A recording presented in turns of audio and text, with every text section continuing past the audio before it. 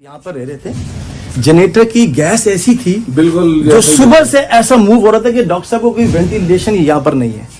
ठीक है जिसकी वजह से और पड़ोसी का कहना है कि वो यहाँ पर इसी बिल्डिंग में रहायश। कुछ कह रहे हैं कि उसकी बीवी दानिर लियाकत के पड़ोसियों का कहना है कि घर में एक बहुत धुआं उठा हुआ था जो क्या पता कि नशे का था या जनरेटर का था। अस्सलाम वालेकुम दोस्तों, मैं हूं मोहम्मद अजहर, आप देख रहे हैं यूट्यूब चैनल अजहर व्लॉग। तो दोस्तों, आज थंबनेल से आपको अंदाज़ा हो गया होगा कि वीडियो किस चीज़ के बारे में है।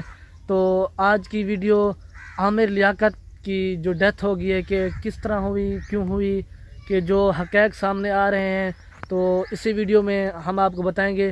तो अभी तक हमारा चैनल अगर आपने सब्सक्राइब नहीं किया तो चैनल सब्सक्राइब कर लें। तो फिर करते हैं वीडियो स्टार्ट।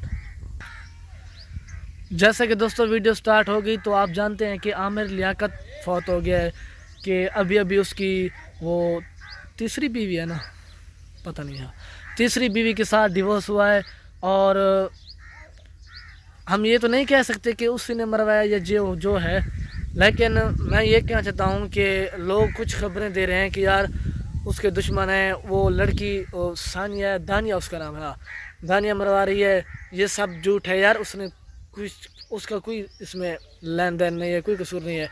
जो उसके घर के मुलाजिम है उसका कहना है कि घर में धुआं, मैंने देखा कि धुआं फैल रहा था। वो कहते हैं कि जनरेटर होता है उसका धुआं है, क्या पता कि उसकी वजह से उसकी डेथ हुई है।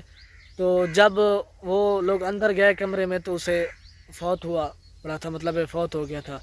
देखा, फिर अस्पताल ले गए लेकिन वो पहले से ही डेथ हो गई थी उसकी।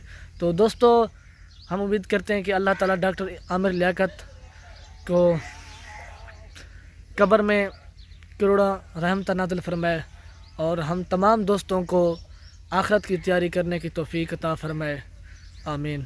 तो अगर हमारी वीडियो अच्छी लगी तो हमारा चैनल ज़रूर सब्सक्राइब करें। तो फिर मिलेंगे एक नई वीडियो के साथ।